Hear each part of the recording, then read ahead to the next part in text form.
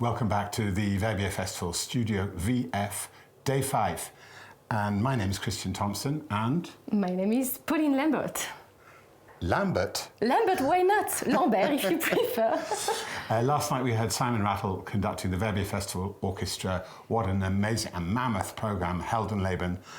Really, really remarkable. And we are very happy to be joined by two young musicians, because this festival is all about education is the wrong word, but inspiring young people. 300 young people are up here in Verbier on this magic mountain in a different orchestra or in the academy. So, very nice to meet Ella and Matthias. Good evening.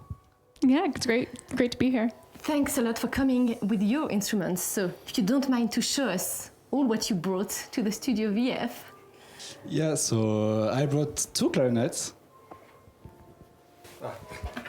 So this is my main clarinet, the B-flat clarinet that I play most of the time. And there quite rare instrument, the bass clarinet, that we don't play in every piece, but it's quite useful, and it joins a bit the instrument that plays Ella. And so Ella, we can guess with the bow, as you already saw this bow a few days ago. So it's the bow for... Yes, so I play the instrument that's bigger than the contra. I play the bass, the contrabass.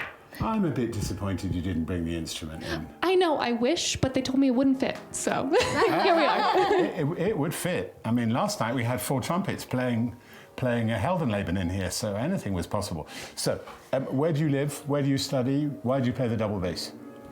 So I am from North Carolina, which is in the United States. I started playing bass when I was 7 years old. My dad was my teacher, and from then I went to study in Los Angeles, and now I'm in Houston, Texas. And what about you, Matthias? I think you're French, right? Yeah, I'm French.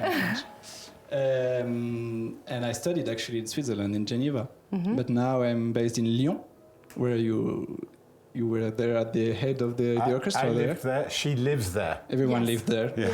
And so I'm the principal bass clarinet there. And yeah, that's it. And you played this clarinet yesterday evening for Strauss. Not for Strauss, no. For Strauss I played this clarinet, Okay, but sorry. in the Wagner, in the first part, I played the bass clarinet, yeah. It's not, I mean, she knows I ask lots of stupid questions.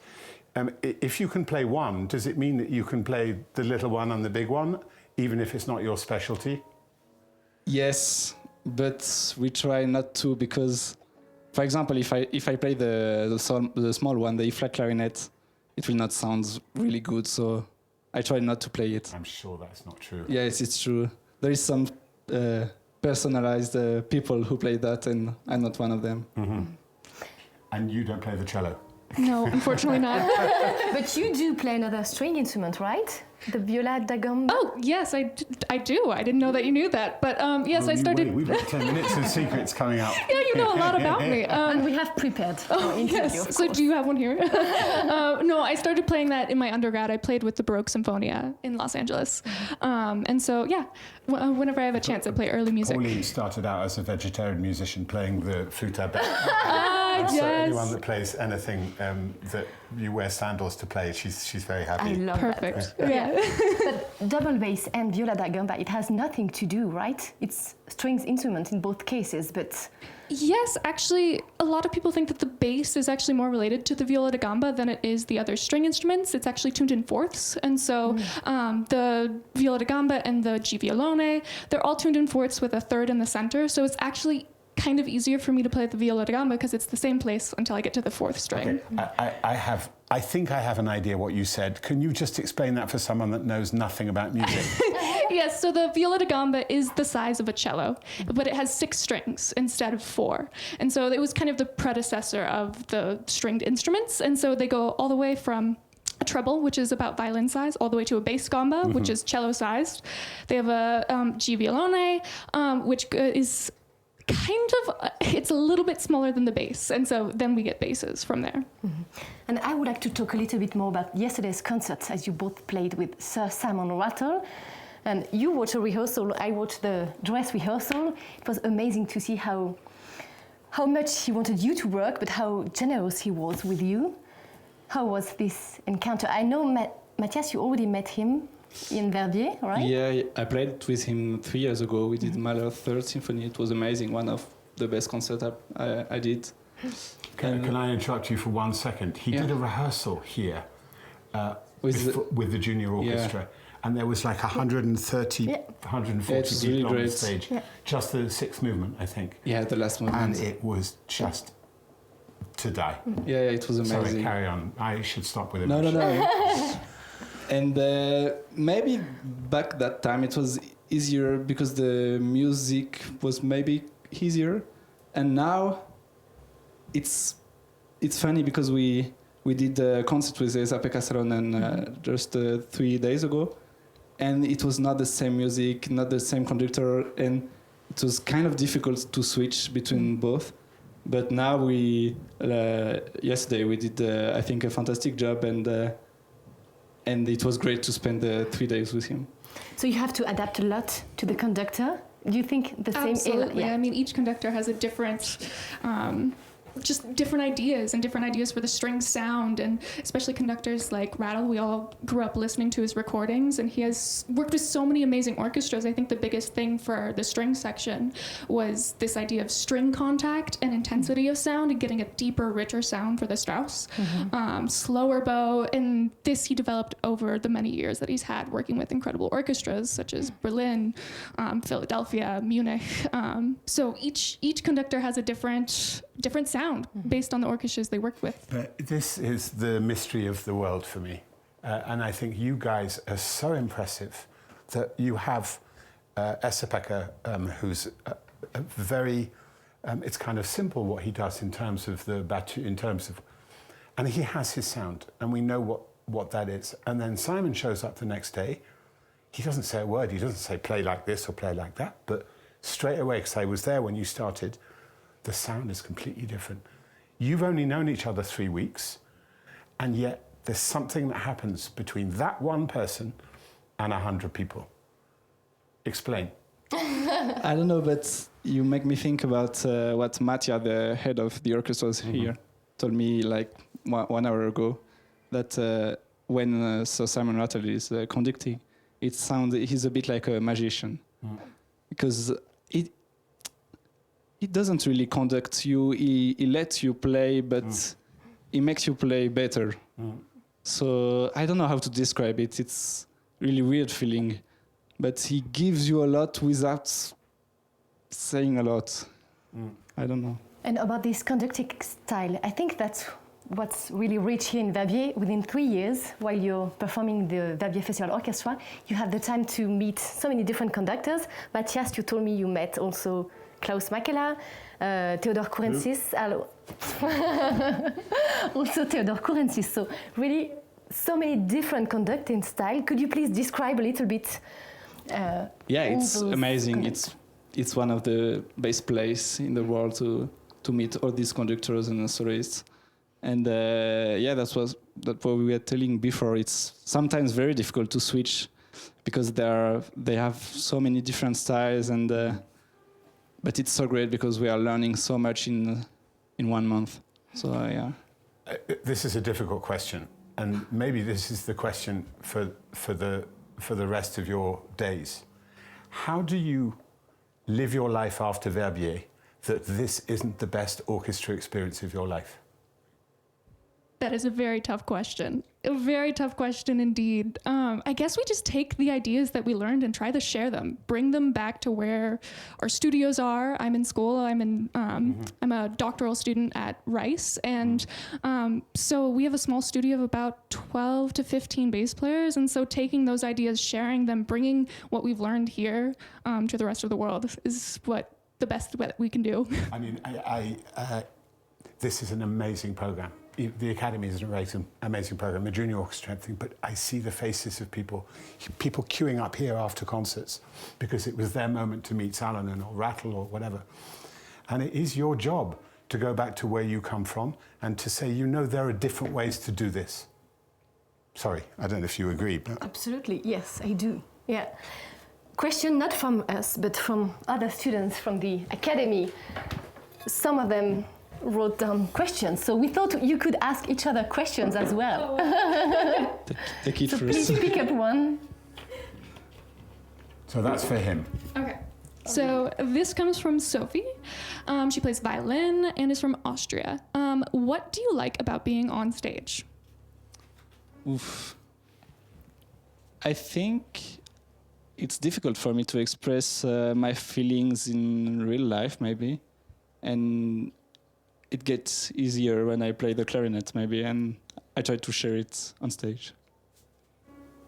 Ton tour. Ah, yes. Okay, this is from Adam, a singer, a tenor from the USA, actually.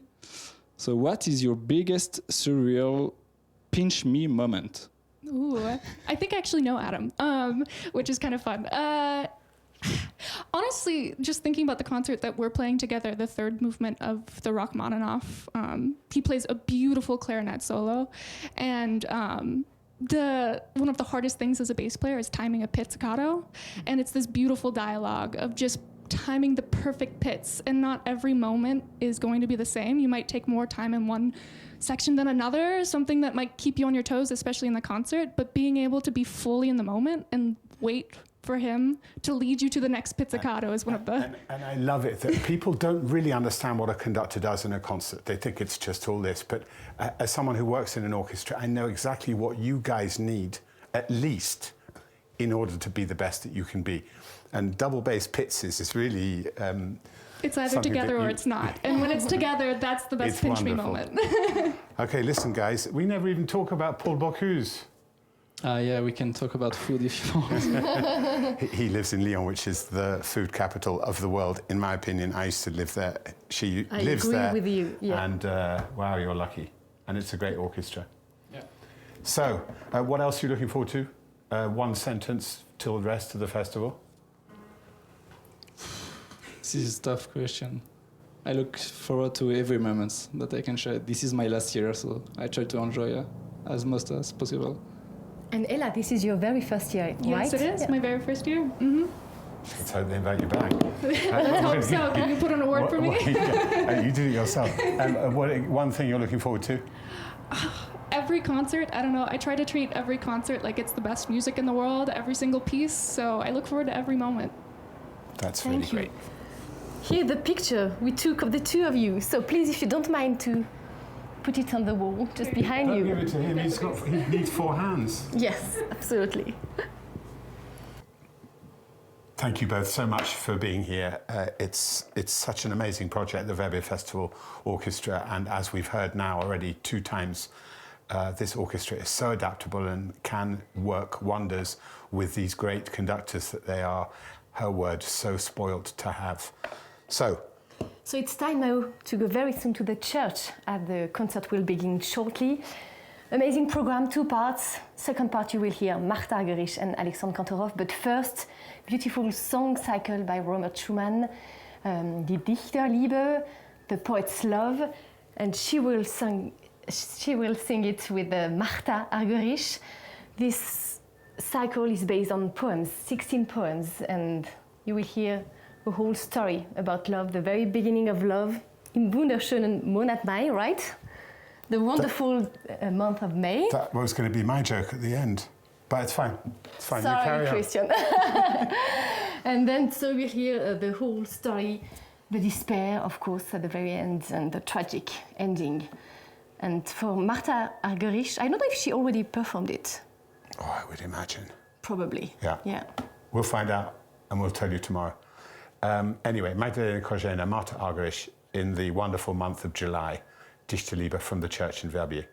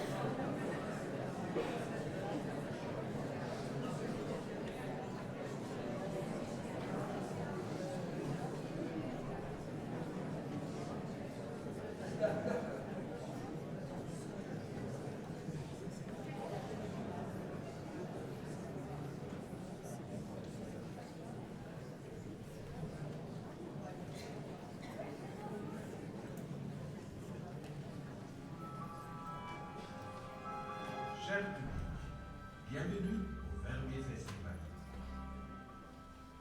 Merci d'éteindre votre téléphone portable.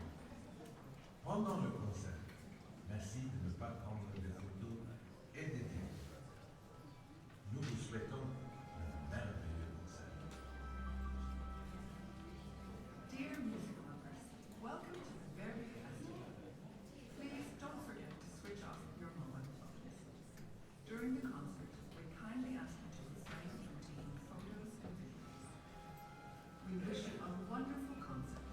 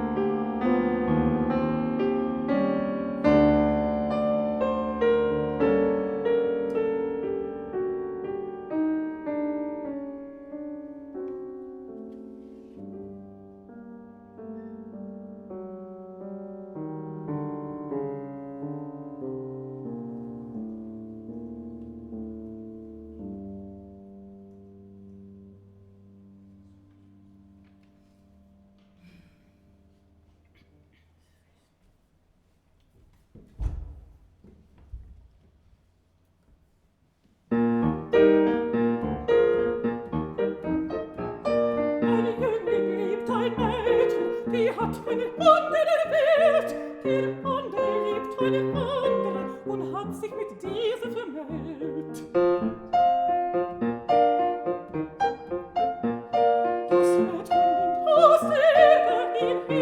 besten Mann, der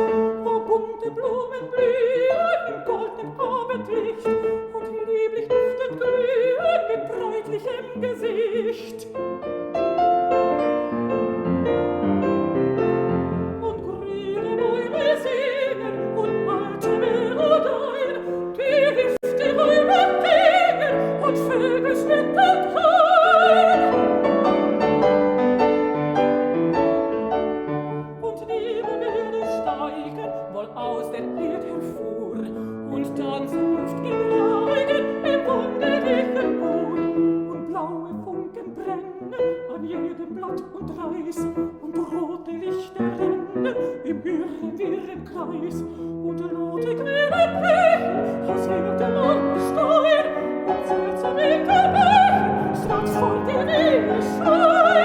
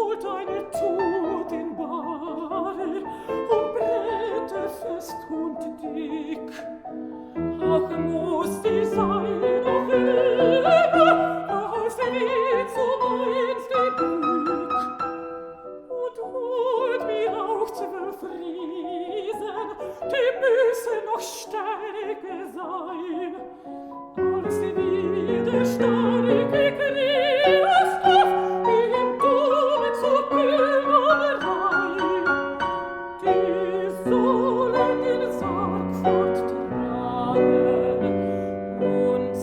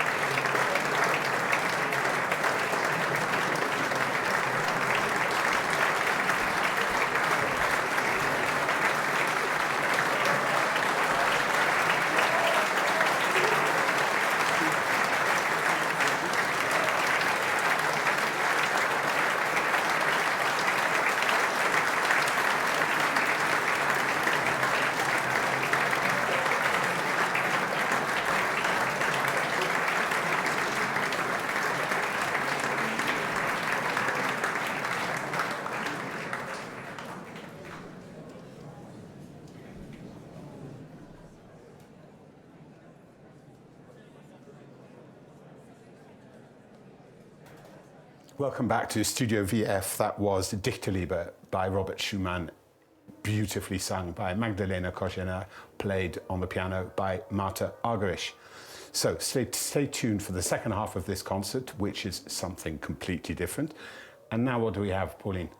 And now it's time for an interview. We met yesterday afternoon, beautiful sunny day in Verbier.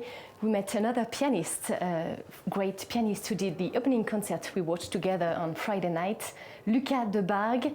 You will see he's such a clever, brilliant pianist. He has a lot to say because he can compose, improvise, and of course play the piano. And after that, our two pianists for tonight, Marta Argerich and Alexandre Kantorow. It's the very first time they play together.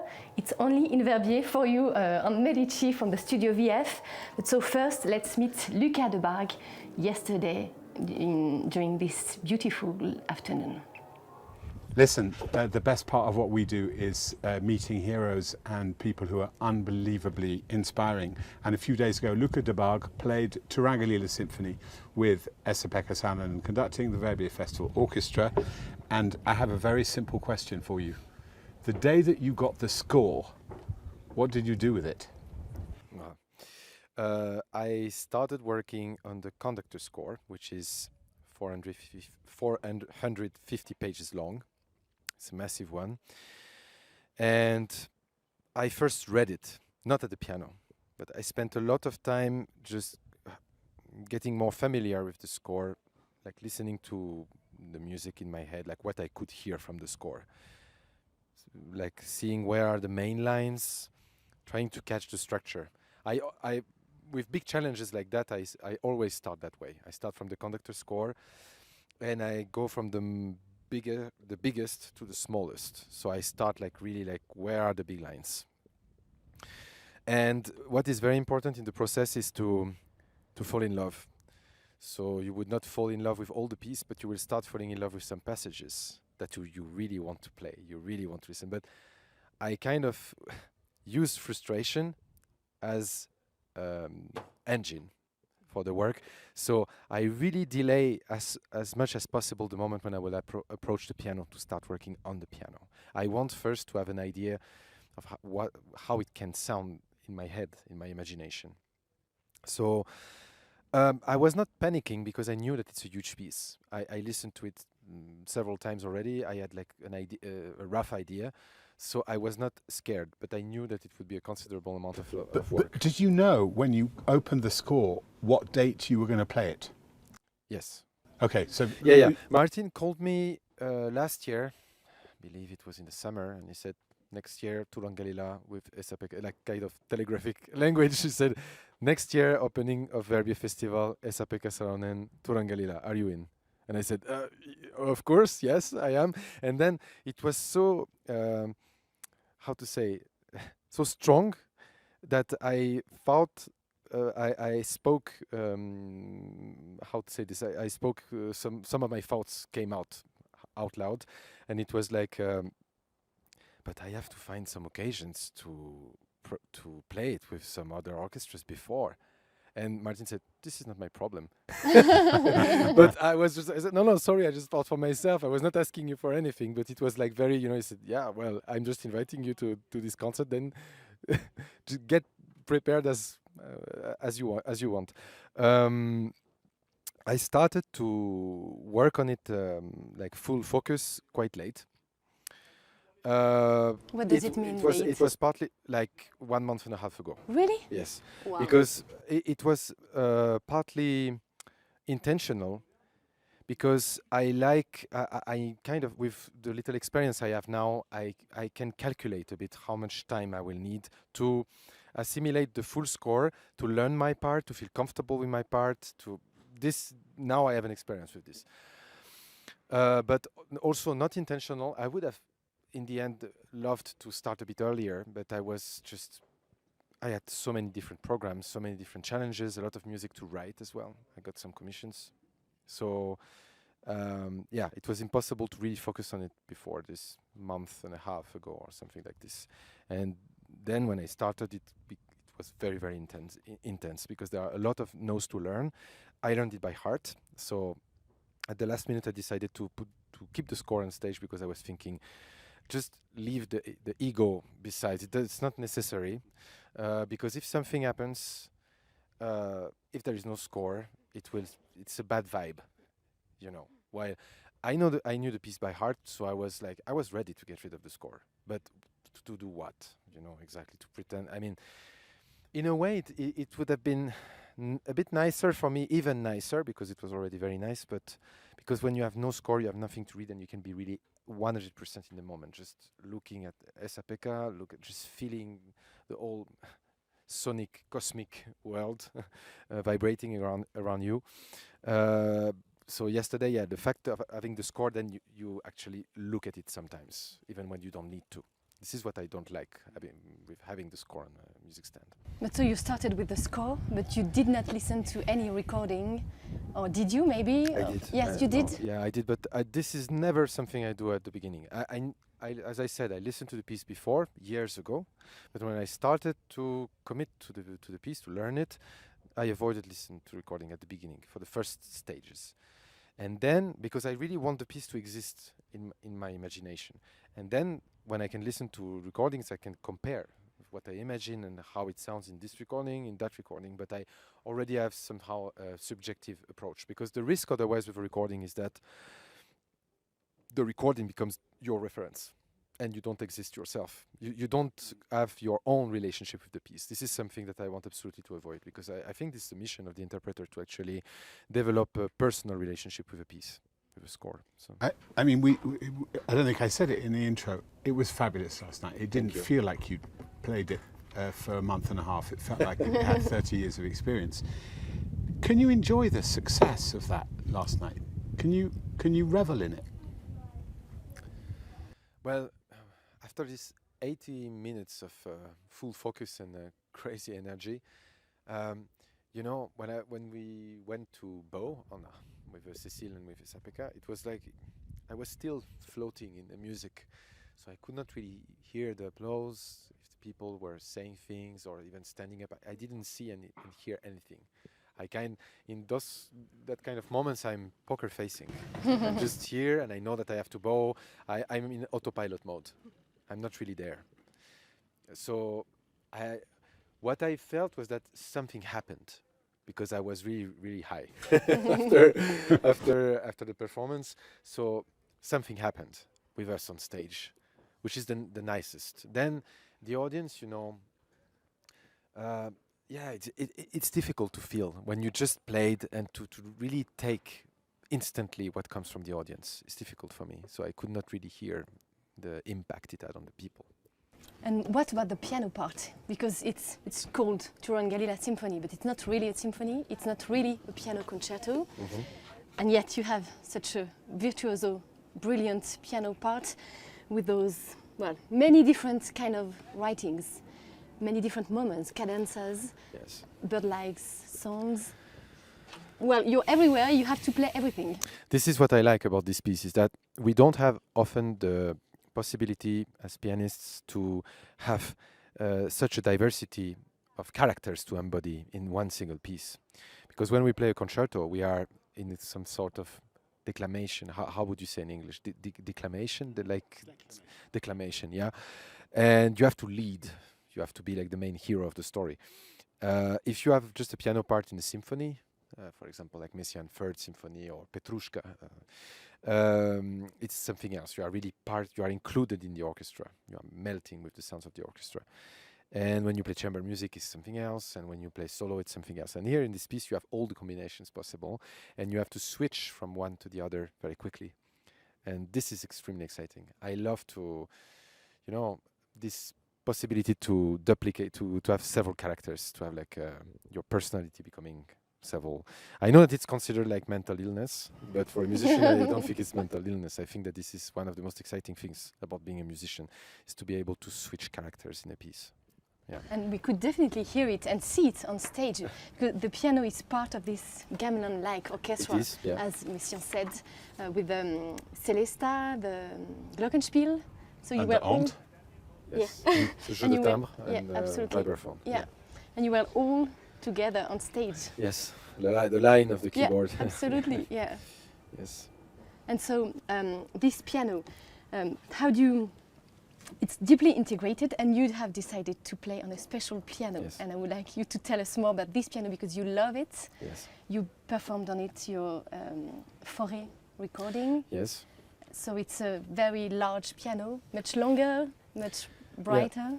It's this is I'm strongly, how to say this, like I would say if I would milite, I don't know how to say this.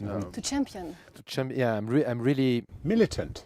yeah, but I am championing new things like new instrument making, new approaches. Because I believe that it's necessary. In classical music, we don't have difficulties to deal with old stuff. This is the core of what we do, and I think that this would benefit from being a bit more compensated with also some fresher approaches. And when you look at the 19th century, actually, there were so much more different instruments, different piano makers. If we just talk about the piano. And the composers, they were in touch with the piano makers, the interpreters, it was very creative. There was an exchange between all these people. And we would not have the pieces we have, like from Beethoven, from Liszt, from Chopin, without this, how to say, like emulation between all these people. So now, this is one of the aspects of classical music that has been heavily standardized. Because when we speak about piano, there is just one reference that comes to mind as the best, and even for some people would say the only. No, it's not the only. And you have adventurous minds such as Stefan Polello, who are conceiving like brand new instruments from scratch. Just they imagine something and they create it. And Stephen Polello is the only French piano maker now. And this instrument I played the other day is unique. It's a prototype. It's 102 keys. It's 3 meters long, parallel strings, and many innovative things inside. But what I can observe is that by insisting, because I brought this instrument a few years ago in the Paris Philharmonie, and the feedbacks were mixed, to not say like majority of negative feedback. Then I brought it a second time, a third time. Then I recorded all Fauré on it. Then I bring it here in La Roque d'Anteron, so I brought it. And I can observe that with the time, more and more people get familiar with this, and the opinion changes. Just because the people they get to know, to hear, to listen becomes more, more familiar. Yes. So the people they can and this is if you don't have musicians to do this, to try something, and without being scared to get shitty critics, because this is what you get when you are not playing a Steinway concert grand. You get people who are used to listen to this kind of instrument. They are their habits, and when it is different, they don't even think it's bad. But then when you come a second time, a third time, and a fourth time, it changes because they already have a past reference and they can start reflecting on that. So And they think that you're just being a gimmick. You're just doing something for the sake of it. But I've heard you 3 times now in the Paris Philharmonie, and every time it's absolutely right. What happens? The people become convinced and they open their eyes and their ears, more importantly, to something that's different and important. Yeah, and I believe that this is really part of my responsibility. I am deeply passionate about what we call classical music, and I believe that in the human nature in general, in classical music in particular, heavily, but in human nature in general, we have a natural tendency to be conservative. It's even like reptilian brain, and like we have this tendency of preferring something that we know already. I believe that developing even more this attitude in the arts in general, and classical music in particular, is really harmful. This is not what the great composers we love were doing. They were groundbreakers. And the best way to respect these people is also to be groundbreakers. Not just for the sake of being like narcissistic or just for the sake of being scandalous, but just because boundaries need always to be pushed. Not because it has to, not for the sake of some sort of progress, just for the thing to be alive. Because life itself always grows and pushes the boundaries to sustain itself. It cannot just preserve itself. So this is, what I... But how do you deal with critics? Do you read them? Are you touched I by read them because Yeah. I'm passionate by literature. I'm a language man. I write myself a lot, and I'm fascinated by how people put music into words, which is something impossible. And I do believe that the only people who can really succeed are poets. So the music critics is very interesting because to do what they do, they need to consider music as something abstract. Because if they would accept music as a phenomenon, they would not be able to do a critic, because a phenomenon is only happening in present time. You have to participate to it, and to participate fully to it, you cannot analyze it at the same time. If you start analyzing it and criticizing it, you are not there anymore. So you miss what is happening. So I'm very fascinated by phenomenology in general, and music is to me really an emergent phenomenon. It is not abstract. There is no.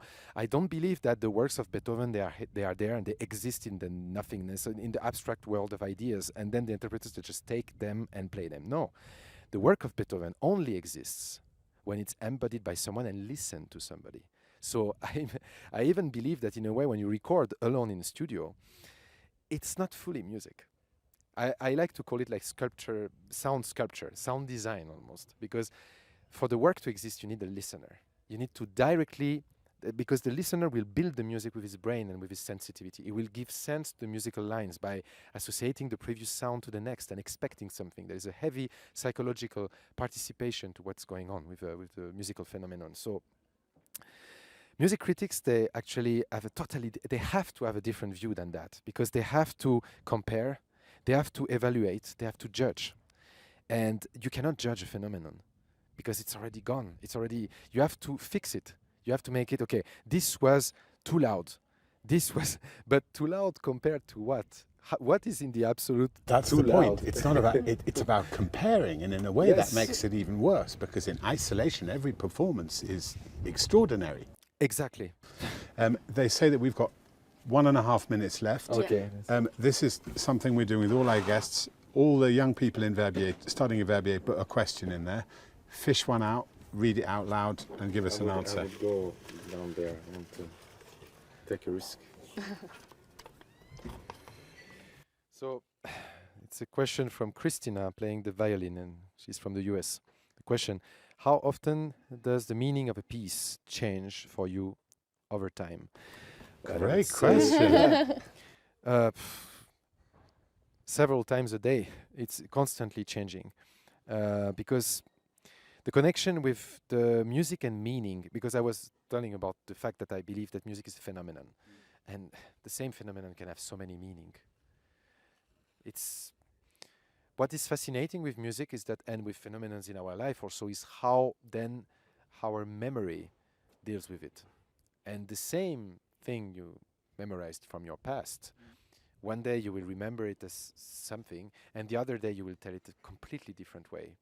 It will change colors, it will change smell. Isn't that beautiful? And the most extraordinary artists, and not just musicians, but also actors, can do. You can't put that back in there because someone else will get it. We just do that and then we go like that. Is that there is something that happens in the moment, inspired by who you're with and what the circumstance is, and that's great artists. And we saw that last night with Dichterliebe. Definitely, and we will keep it in our minds, I think. Me too. Quite a long time. Me too. Thank you very much. You are very Thanks welcome. a lot. Thank you. As Pauline said before the interview, he is such a brilliant man. He talks so passionately about music, and you know, he's so deeply read, and for a pianist, he started the instrument very, very late. So he came to music late, and he's so cultured, and it was a real joy also for you to see the beautiful alpine vistas. Anyway, from one exceptional pianist to two more. Pauline. Absolutely. Tonight we are really spoiled children here in Verbier because we have two amazing pianists. It's the very first time they perform together, Martha Argerich and Alexandre Kantorow, whole two-piano program. First, Rachmaninov, his Symphonic Dances, you know, he wrote it for orchestra or for two pianos. And so we will hear this version tonight in this piece, one of his last pieces. We hear a lot of his previous pieces. You will hear a little bit of his first symphony. You will hear part of his all-night vigil. You will also hear some Dies Irae. It's really a beautiful and brilliant piece. And of course, last year, you know, we celebrated Shostakovich's 50th anniversary of his death. The Verbier Festival programmed many, many different concerts.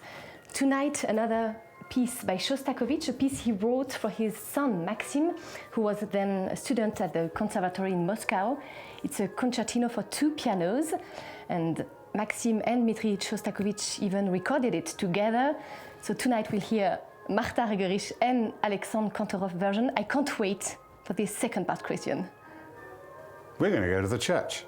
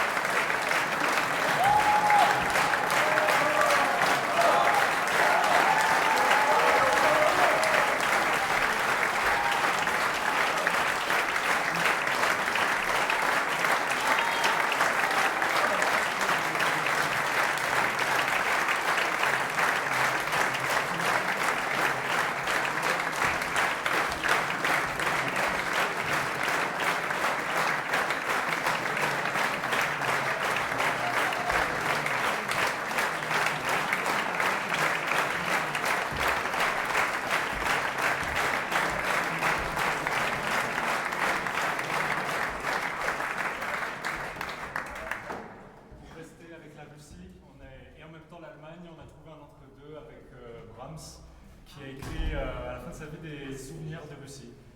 Et donc voilà, on va en jouer.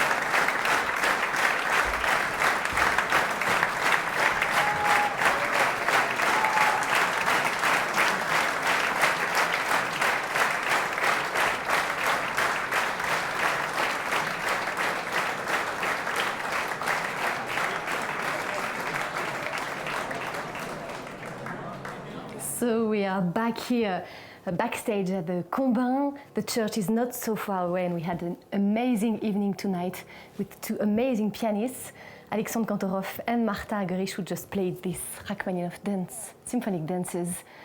Amazing evening, but it's not the end, because we still have two guests with us tonight. Hello, good evening to you both. Hello, it's a real pleasure to be here. Thank you. Oh, you don't know that yet.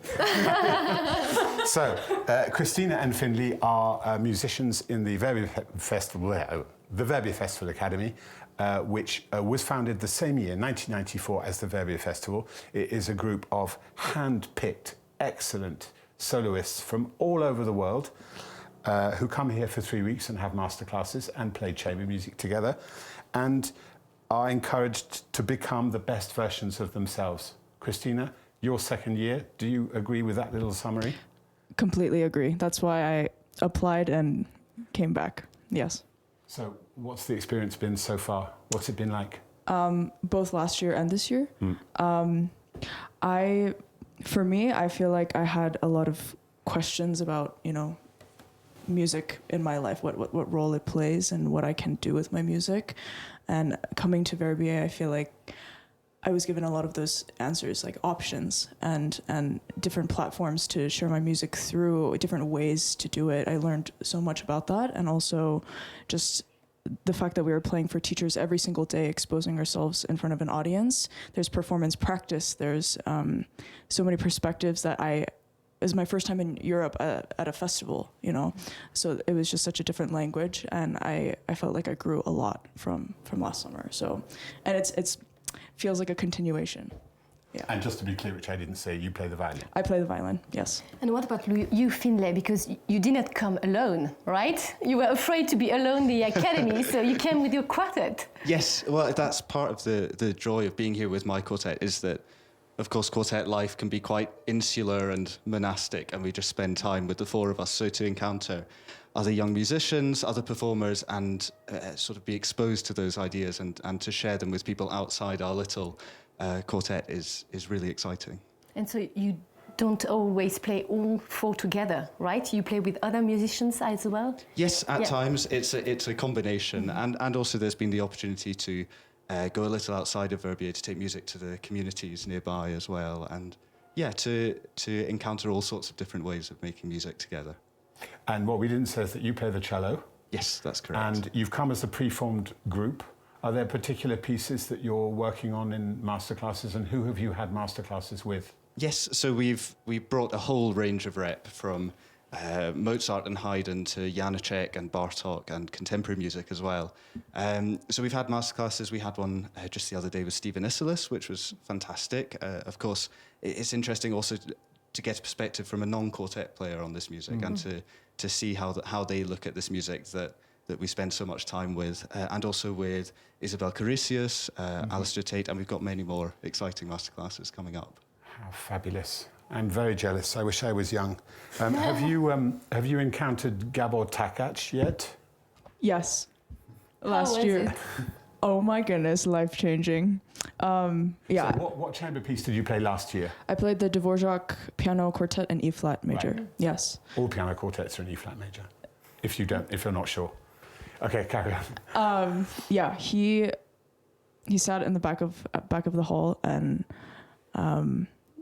basically all he talked about was the music and what we wanted the music to be. Like he would bring that out of us, and it was so inspirational. And I remember actually he told me, he's like, Christina, you play like you add sugar to honey. And that's not a compliment. I know, but I mean, I took it. I was ready to take anything, I was like, what does that mean? Tell me. And I was sitting there actually, and I realized how much I actually do add sugar to honey. Meaning, instead of, I don't know, completely committing to what I believe in, I sometimes think about, the audience might want it to be beautiful or like sound like this or whatever. But he saw right through that and called me out on it, and I've been applying that to this day. Yeah. And that's funny what you're saying, because that's what we are asked to do as TV hosts. to be smiling and to please the audience. That's really interesting. And yeah. So.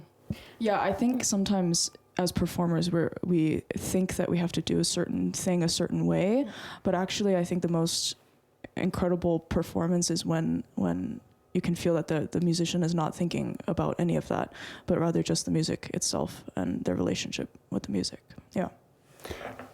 You in a quartet, that's a kind of completely different gig because you do an awful lot of things together.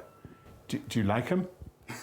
Fortunately, we still get on very well. We've been playing together for 3 years, and it's very intense, of course. I mean, we see each other on 4 a.m. flights and after weeks of concerts day after day. So we see each other at our worst and still love playing together and exploring music together. So it's tough, but it's a real privilege as well. There are some, I'm not naming any names, but there are some really famous quartets that often try to go on different flights to wherever they're going, and definitely different hotels and definitely different dinner reservations, which I kind of also understand, because if you kind of have 4 meals a day with each other and sleep and drink and whatever, the idea of showing up, how was your day, because you hadn't seen each other the whole day and you show up on the stage, that's also a solution.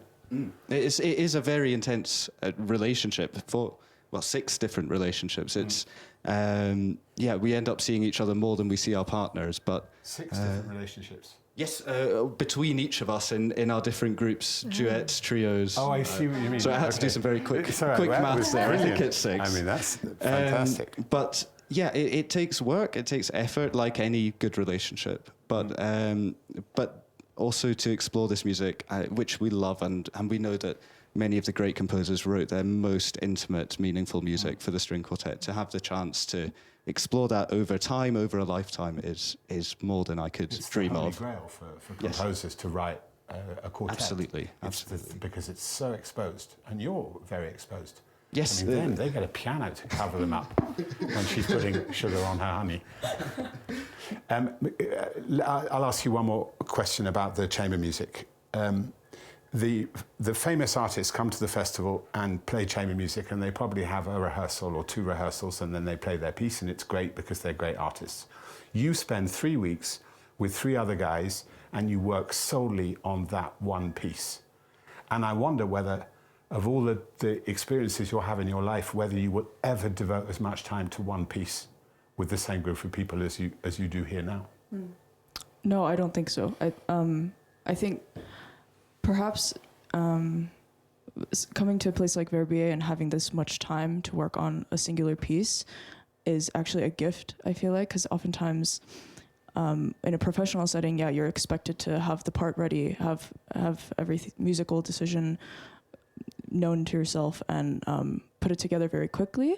But I think it's kind of more experimental in that way, and we also play in chamber master classes, so for different professors, and so we get to try different things and have the time to do that and get to know each other well. And in most chamber music settings, I actually wish I had 2 weeks, 3 weeks to get to know these people better, the people that I'm playing with, if they're strangers, So building the relationship is actually, it's very, very nice, yeah. You're 2 part of the academy. I don't know if you have been asked to ask questions to other musicians, so I hope you won't pick up your own question, but please, if you don't mind to take one. It's so funny. Maybe, Findlay, you ask the question for Christine. Of course. So your question is, what do you think about the viola? I love it. He doesn't say that at all. Yeah, it's Eloise, of course. She's a viola player. Oh, Eloise Ouzet. Yes, absolutely. Yes. Yeah. What do you like and don't like? I actually love the viola. Have you ever played the viola? I also play viola. Yeah. Yes, I do. Okay, what don't you like about the viola? Actually, I'm the wrong person to ask. I love it so much. I've thought about switching at times. Yeah. The simple answer would be then what you don't like about the viola is the jokes. The jokes, right. I still find them funny. Because I'm not a violist myself. Okay. Question for Findlay. If you weren't a musician, what would you be? Oh, that's a good question. I mean, until I wanted to be a musician, I wanted to be a footballer, but I don't think there'd be much chance now. I love being in nature. That's part of why being in Verbier is such a joy and a unique experience. And I'm from the Highlands of Scotland, so I could imagine working in the national parks and forests up there. But I wouldn't swap being a musician for anything. It's what I love. But it wouldn't be a bad alternative. Both of the answers so disappointingly nice. One last question before yours. How did Scotland do in the World Cup? Look, we're very happy to be there, and happy with the result in the semi-final for England as well. Oh, was there a match? I didn't know. So this is the souvenir, the memory we'll keep of you on the wall. Thank you so cute. much. You're very cute, yes. Oh my gosh! Wait, I want to get a camera like this. That was so nice. So thank you very much again to you both. I know you have a lot to do here in Verbier, and there is a lot happening tomorrow in Verbier as well. Thank you, Stephen Macron, who is now the head of the Academy, who is doing such a great job to allow all those students to have amazing master classes here. So many master classes tomorrow. If you join us in Verbier, it's free, so please come and join us. Many concerts with viola player Timothy Ridout. But for you on Medici from the Studio VF, we have an amazing program with a fantastic pianist, Ratia Muniatishvili. Yeah, and she hasn't been back for a while, and it is a shortish program without an interval, but the program will start tomorrow night at 18:15 with me and her. And I was Christian Thompson. I was Pauline Lambert. Yeah, she did it. Yeah. Have a great night.